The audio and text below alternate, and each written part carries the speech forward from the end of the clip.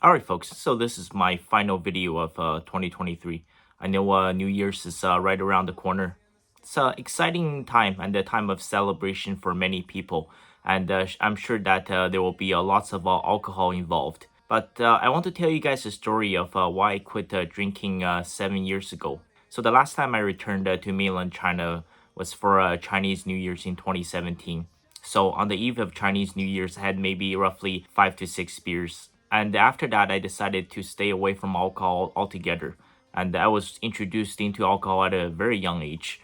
And both my parents, both have an exceptional tolerance to alcohol. I've seen my mom just sitting there chug away at a full case of beer. I'm talking about a 24 bottle case with ease, no problem at all. Honestly, I don't see any positives coming out of it. As I mentioned before, I would say over 90% of my family members have been divorced at least once. My mom has still been divorced 6 times.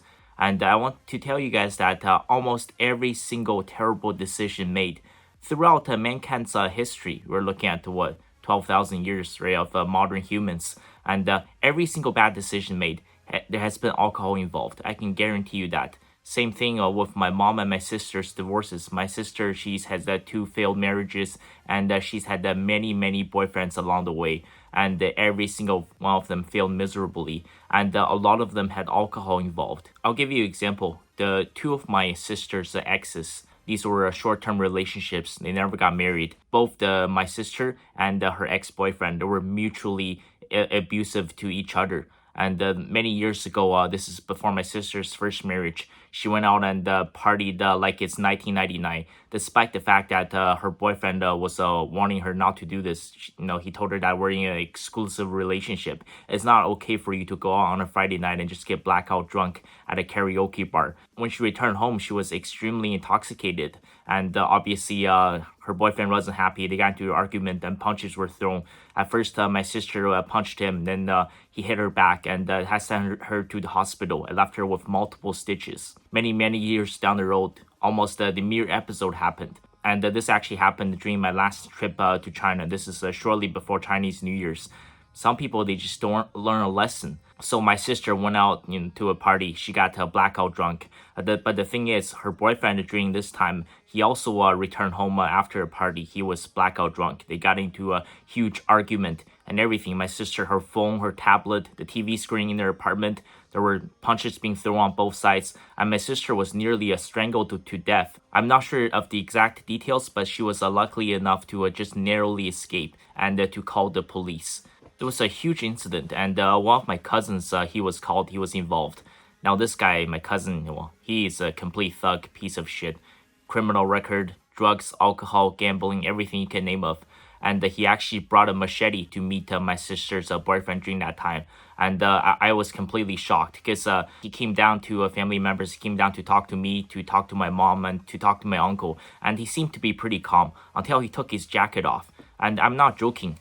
This machete must have costed, a few $100s, maybe even $1,000. I don't know where he got it from, but it was maybe 2 feet long. He was planning on killing my sister's ex-boyfriend. And this is what alcohol does to people. What kind of society do you think we live in that in order for you to have a good time, you have to be completely blackout drunk? Listen, I don't want alcohol to be banned. I believe that, there's a moderation to everything, right? And I know many people throughout my life that they drink almost every single day, but they're limited to 1 to 2 beers at a time. And then they never let themselves get out of control. But over 90% of the population, they have zero control of themselves. The same thing happened with my dad. All of the abusive episodes that took place between my dad's failed marriage, his failed relationships, and the reason for me being kicked out, and everything that's happened. Right? It's all after the consumption of alcohol. And, this is my final year at the university now. And I mentioned before, I was a previous dropped out many years ago. I've also been to college. So I've been in the post-secondary system in Canada for 7 years now. This is my 7th year. On top of that, there's 4 years of high school. It's unbelievable the amount of alcohol and the amount of illegal drugs you see on campuses. I'm not even talking about marijuana. I'm talking about really hardcore stuff. I'm talking about cocaine, heroin, roofies, even meth. Listen, 100% of the date rape that happens, it's because the involvement of alcohol. Over 90% of the rapes that happen on campuses, it's the direct result of alcohol consumption. And this is where things get tricky. This is where there's no black and white. Everything becomes gray. You want to talk about consent? I'm sorry, ladies. And I've seen so many men being falsely accused, right? And every time a woman comes forward about being raped, I always want to believe the woman first. But I've seen so many false accusations over the years. So sometimes what happens is a woman goes out and gets blackout drunk, decides to, become a whore for the night, and has a one-night stand, has a hookup with some frat boy, some musician, some guy who rode to town on a bicycle. The next day when she sobers up, she regrets it and she calls the police. She's I'm being raped. This is where things get complicated. Do you not see the issue? There was that huge case back in UCLA many years ago. Eventually, in the end, the student was acquitted of all charges of rape. It's because the bar released the CCTV footage from the bar where this female student, very young, she was so inebriated and she was making all these gestures and she was literally grinding on this guy's dick the entire time. She was making out with him extremely aggressively and grabbing his arm, grabbing his legs, and even dragging him into her apartment. And the next day she wakes up and she regrets her decision. There's a phrase in China, okay? And it's called 可怜之人必有可恨之处. This roughly translates to the people that you feel sorry for, the people that you feel pity for these people. There must be a reason for you to hate them as well, okay? Listen, if a real rape happened, I believe that it is always the man's fault. I believe that man should be castrated like the Chinese eunuchs and being sent to the gulags. However, for example, like the cases with my sister, everybody was wanting her, especially in your relationship. It's not okay just to, on the weekends, to go out at a karaoke bar with your female friends when there's drunk, horny guys involved, and that for you to get blackout drunk. That is never okay. My sister's ex-boyfriends, they should have never, ever laid hands on her.